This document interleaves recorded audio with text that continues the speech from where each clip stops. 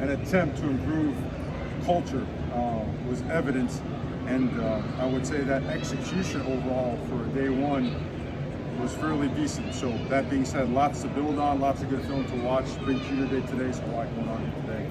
Nicole, questions, please. You mentioned the attempt to improve culture. Can you expand on that a little bit? You know, maybe what was the missing piece from last year you want to install this year? Well, I think the first thing is not ever going back to previous years. I think that's the most important thing.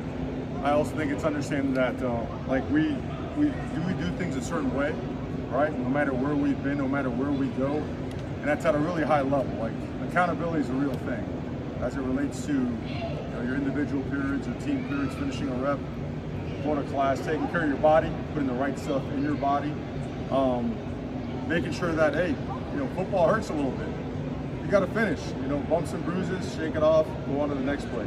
Being tough and being resilient, having the accountability to come in here late and stay late, and make sure you know your playbook so that you are going the right way and doing the right thing. Also, I think tremendous job by a lot of the older guys bringing in a bunch of new faces, 20 plus new guys that, again, when you come in mid-year, that's typically a pretty challenging situation.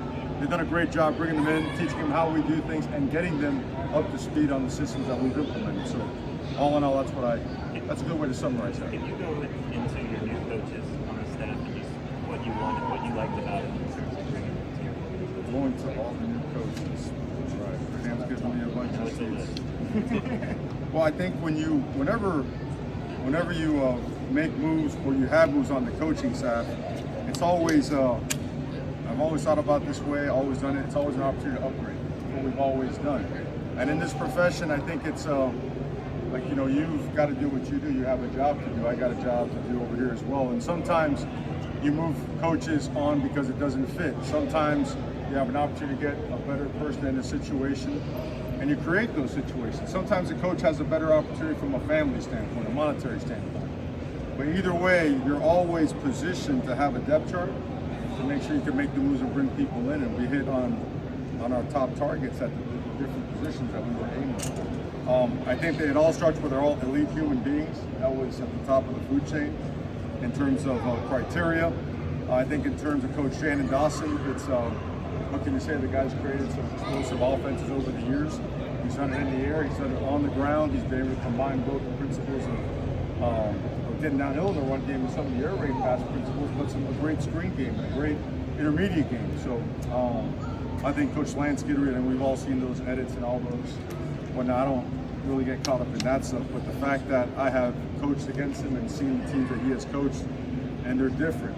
They come at you 100 miles per hour, and they're physical, and they finish plays, and they play with a lot of energy and a lot of physicality.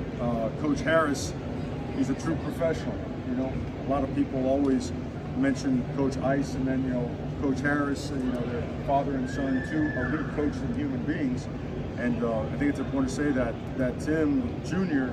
is here independently of any other accomplishments. He's really worked his way into being a co-coordinator and whatnot, and being a great coach with tremendous, I would say, a tremendous reputation as a developer of talent. Kevin Beard, these are guys that I've been looking at and talked to a lot over the years.